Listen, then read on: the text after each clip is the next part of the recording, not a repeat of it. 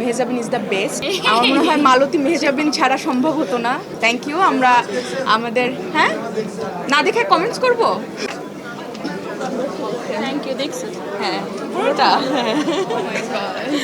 অসাধারণ অসাধারণ অসাধারণ, খুবই ভালো। আমি বলছিলাম ছবি দেখে যে অসাধারণ। আর কি বলবো, কেমন লাগলো আসলে?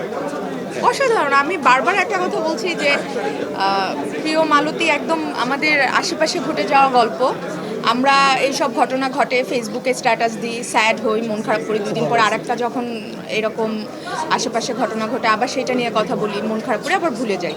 কিন্তু প্রিয় মালতী আমার মনে হয় গল্পটাই এই জন্য চুজ করা যেন আমরা এত সহজে এইসব ঘটনা না ভুলি। এবং এই যে মালতীর সাথে যেটা ঘটলো, মালতীর যে স্ট্রাগল লাইফ, এটা প্রত্যেকটা নারীর জীবনে নানানভাবে আসে। হয়তো মালতীর জীবনে একভাবে এসছে, আরেকটা নারীর জীবনে অন্যভাবে আসে।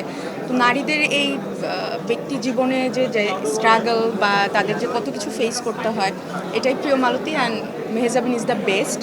আমার মনে হয় মালতী মেহজাবিন ছাড়া সম্ভব হতো না। তো থ্যাংক ইউ। আমরা আমাদের না দেখে কমেন্টস করব।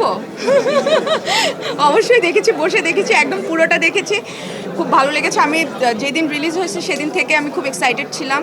আমি বারবার ভাবছিলাম যে ছবিটা আমি এসে দেখবো, এবং আজকে আমি খুবই এক্সাইটেড ছিলাম যে আমি পুরো ছবিটা একদম মনোযোগ দিয়ে দেখতে চাই। এবং অসাধারণ, আমার খুব ভালো লেগেছে। এবং আমি চাইবো যারা এখনো দেখেননি আপনারা প্লিজ হলে এসে প্রিয় মালতী দেখেন। Thank you. দেখুন। একজন নির্মাতা